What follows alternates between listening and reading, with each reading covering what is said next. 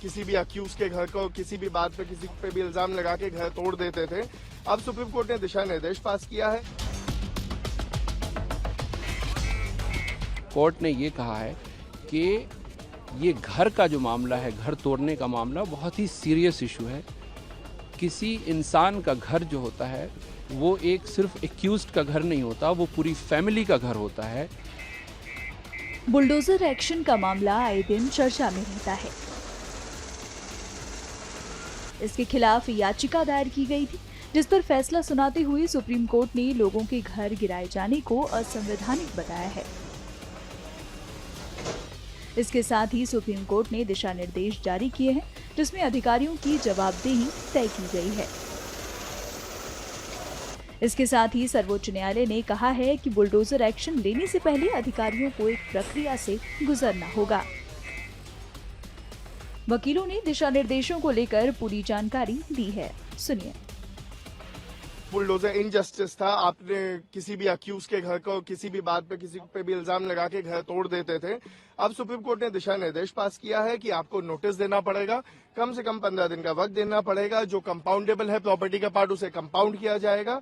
और अधिकारियों पे एक जिम्मेदारी डाल दी गई कि अगर कोई अधिकारी गलती कर रहा है, कानून तोड़ रहा है इससे रिलेटेड, तो उनकी पर्सनल जिम्मेदारी होगी। अगर उन्होंने कोई प्रॉपर्टी डिमोलिश की है, इलीगली डिमोलिश की है, तो उसको रेस्टिट्यूट करने की। ये अपने आप में एक बहुत बड़ा प्रावधान बना दिया है कोर्ट ने, क्योंकि अधिकारी भी अब एक बार सोचेंगे, जब उनकी खुद की जिम्मेदारी, उनके खुद के जेब से पैसा जाएगा, जब किसी गरीब मजलूम या किसी माइनॉरिटी का या किसी का घर जब तोड़ देते थे, तो वो उस पर ज्यादा सोचते नहीं थे।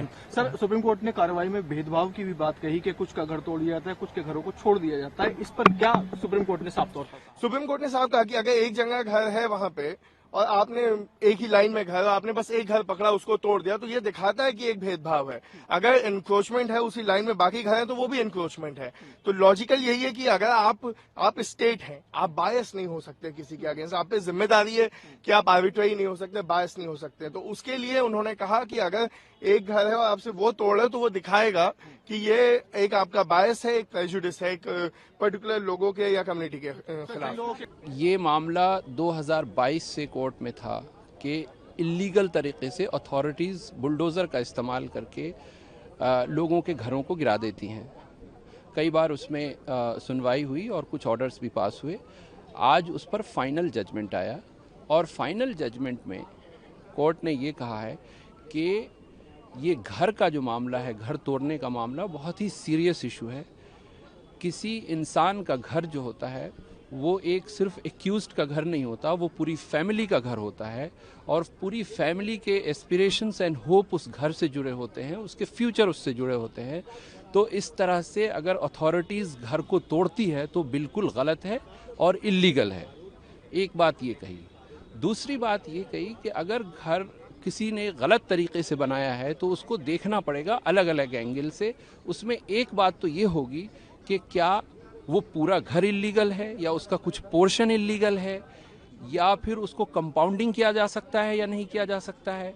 ये सब देखने के बाद उस पर एक अप्रोप्रिएट ऑर्डर पास किया जाएगा, फिर वो कलेक्टर को भेजा जाएगा। कलेक्टर उसमें वो एक नोडल ऑफिसर अपॉइंट करेगा, फिर उस नोडल ऑफिसर के सामने उसकी सुनवाई होगी और सुनवाई होने के बाद जब फाइनल फैसला आएगा उसको वेबसाइट पोर्टल पे अपलोड किया जाएगा और उस फाइनल फैसले के बाद 15 दिन का वक्त दिया जाएगा जिस इंसान का घर तोड़ना है। और उसके साथ साथ एक बात और कही कोर्ट ने कि देखिए ये मामले को पिक एंड चूज बेसिस पे नहीं होगा, उसको देखना पड़ेगा कि सिर्फ ये एक ही इंसान का घर है जो इल्लीगल था या और लोगों का उस मोहल्ले में जो घर है वो इल्लीगल है। तो इन सब कंसिडरेशन को देखने के बाद ऑर्डर पास किया जाएगा, 15 दिन का वक्त दिया जाएगा ताकि वो अगर फाइनली उसको तोड़ना ही है तो वो अपील कर सके या घर को खाली कर सके। और इन सब प्रोसीजर को अगर किसी ने ऑफिसर ने वायलेट किया है तो उसकी अकाउंटेबिलिटी तय होगी। हो सकता है उसको पर्सनली हर्जाना देना पड़े और घर को रीबिल्ड करने में उस पैसे की रिकवरी उसके पर्सनल पॉकेट से किया जाए। तो ये एक बड़ा गाइडलाइन है।